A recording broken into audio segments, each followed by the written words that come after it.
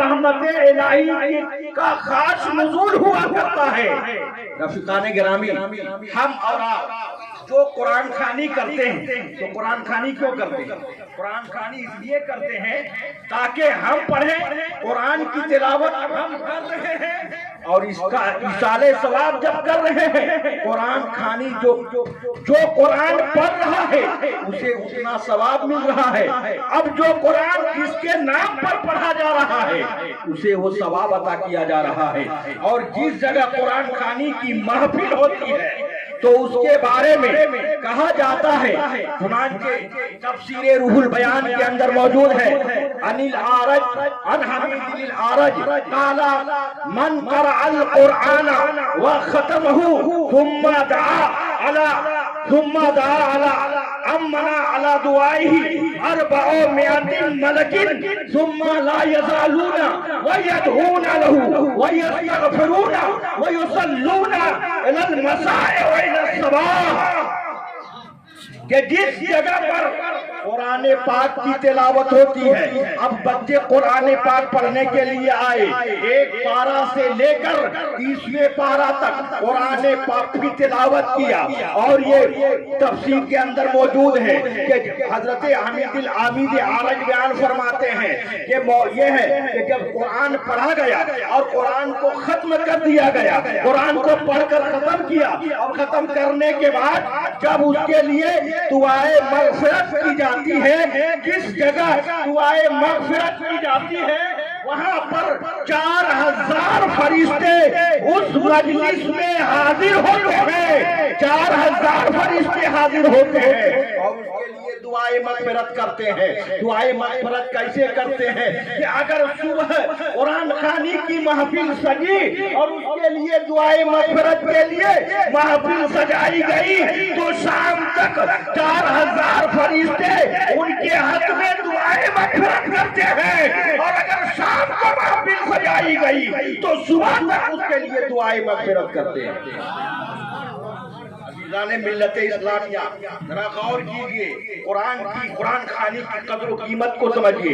آج عام طور پر یہ ہوتا ہے قرآن خوانی کی جو محفل ہوتی ہے نا تو بچے تو عام طور پر بچے ہی ہوتے ہیں۔ اب بچے ہوتے ہیں، اب کیا آپ نے سماعت کر لیا کہ 4000 فرشتے، یہ تفسیر کر رہی ہے کہ 4000 فرشتے وہاں پر موجود ہوتے ہیں۔ جہاں 4000 فرشتے موجود ہوتے ہیں ہماری آنکھیں دیکھ نہیں پا رہی ہیں، لیکن ہمیں تو اللہ اس کے رسول کے فرمان پر مکمل بھروسہ اور اعتماد و یقین ہے، اس لیے کہ جب تفسیر بول رہی ہے تو ہمارا یقین ہے کہ 4000 فرشتے آتے ہیں۔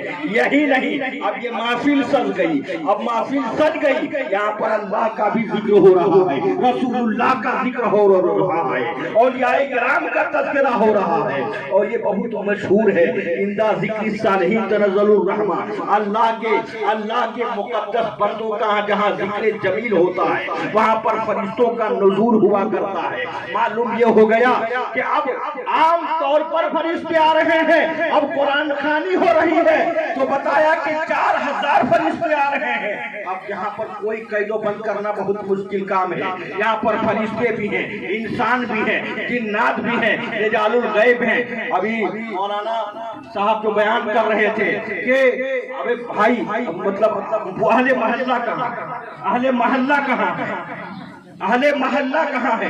بات تو صحیح ہے، نعرے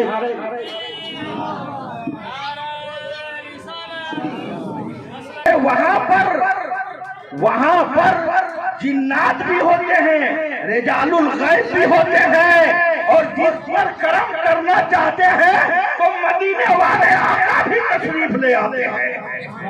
رفیقان محترم، شہنشاہ جھارکھنڈ قطب ربانی عارف باللہ حضور داتا صوفی قربان علی شاہ چشتی بہاشتی رحمت اللہ تعالی علیہ کا ایک مرتبہ سالانہ یہی 20 مارچ کا معاملہ تھا. اس وقت حضرت مولوی پیر طریقت اللہ نواز صاحب رحمۃ اللہ علیہ اس وقت بحیات ایک یوپی کی سرزمین سے ایک عالم دین آئے تھے. شاید ان کا نام شاید علامہ حنیف رحمۃ اللہ علیہ، حضرت علامہ محمد حنیف. اب وہ ان کے بارے چترویدی کہا جاتا ہے، ایک بہت بڑے عامل بھی تھے. اب وہ اسٹیج پر ہی تقریر کر رہے تھے. تو جس طریقے سے میں کرسی پر بیٹھا ہوں وہ بھی کرسی پر بیٹھ کر تقریر کر رہے تھے. اب کچھ دیر تقریر کرنے کے بعد وہ کرسی کو انہوں نے چھوڑ دیا، کرسی کو چھوڑ دیا. تو اب سب دنگ رہ گئے کہ بھائی کرسی پر جب یہ بول رہے ہیں بیٹھ کر تو اچانک کرسی کو ہٹا کیوں دیا؟ لیکن کسی کو بات سمجھ میں نہیں آئی. اب وہ تقریباً گھنٹوں بولتے رہے.